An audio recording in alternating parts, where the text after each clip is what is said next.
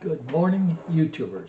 I know it's been a couple of weeks since you've heard my wonderful voice over the air, but I thought today I would take a brief intermission and give you sort of a rundown of my Navy career so you can sort of follow along as I progress.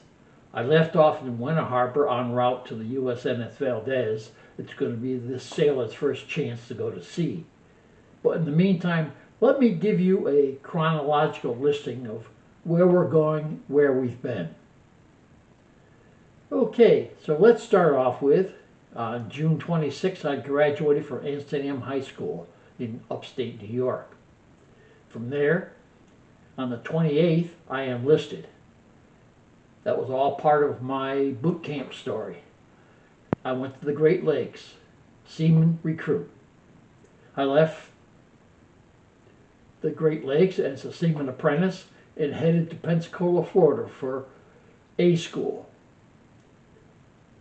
While I was there, I started as a CTR, learning Morse code, etc. Halfway through, they transferred me into CTT.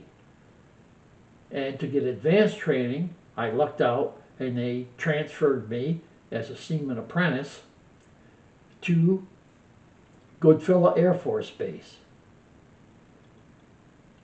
At Goodfellow Air Force Base, I made Seaman E3. I finished my class there. I did quite well in Navy schools. You know, when I was in high school, the subjects I liked, I did well in. Subjects I didn't like so much, I passed. But it seems that I got in the Navy, I did well with just about all my courses. I guess I like these condensed courses where they teach you one subject 8 hours a day. I thrived on it, or I seem to have anyways. From there, I transferred to Cyprus, as we know, and I made E4. I was a CTT3. From Cyprus, once again, I stopped in Pensacola for some training and then went on to Guam. In Guam, I made E5, a CTT2. And as you know, from Guam, I was transferred to Winter Harbor, Maine. And en route to Winter Harbor, Maine, I picked up a wife, a new car, and drove to Winter Harbor. Spent 3 years in Winter Harbor, Maine, made E6. And then I got my first chance to go to sea. So as a CTT1, en route to the USNS Valdez, I had to make another stop, this time at Fort Devens, Massachusetts, where I spent 12 weeks of additional training prior to reporting to the Valdez. After that training, I did make it to the Valdez, went out to sea for a year, came back, and was transferred to Kemisei, Japan. So I went to Japan, and in Japan, a lovely duty station, I made chief. My whole world changed. So as a CTTC, I finally transferred out of Japan and went back to Fort Devens, Massachusetts, this time as an instructor. I really liked teaching. I liked the platform time. I think that was one of the best tours I had in my career. But unfortunately, halfway through or 3/4 of the way through my tour of duty there, the school that I was teaching was closed down and moved and consolidated to Pensacola, Florida. Unfortunately, I didn't move along with it to Pensacola, Florida. I was transferred to the USS Forrestal, CV-A 159. I'm sorry, CV-159. But, of course, naturally, before I could go aboard the carrier, I had to go to Key West, Florida for 8 weeks of additional training. I finished Key West, made it to Norfolk, Virginia, where I met and went aboard the aircraft carrier. I spent 3 years on the aircraft carrier.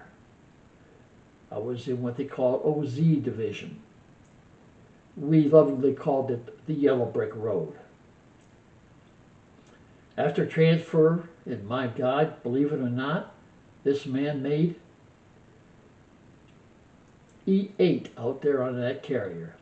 I seem to think that maybe my sea time had something to do with it. You know, I made Chief in just about 8 years, maybe 8.5 years. It took me another 9 years to make E8. Seems like sea duty does help for all you future sailors. So coming off the Forrestal, you know, remember I had 17, almost 18 years in. They decided in all of their wisdom to send me to Washington, D.C. This was not my favorite location. I spent a year and a half there, and I got transferred to Scotia, New York, where I retired. So in matter of fact, December 31st, 1980, I became civilian Michael Malarkey. That is a brief synopsis of my career in the U.S. Navy. 19 years, 6 months, and 10 days, but who counted? What was the good highlight of that? Well, for the rest of my life, sort of, as it continues, once a month I get that little piece of paper that shows up. And it pays for my living expenses. It pays for my rent. It pays for my electricity. It pays for my internet activity. It allows me to live a better life. That, along with my Social Security, allows me to survive and not have too many problems. Well, that's a synopsis of my career. I hope you enjoyed it, and more to come. When next thing is I do that move from Winter Harbor, Maine to the USNS Valdez with a stop at Fort Devens, Massachusetts. Thanks for the time. If you like it, give it a thumbs up and subscribe if you wish. Have a great day.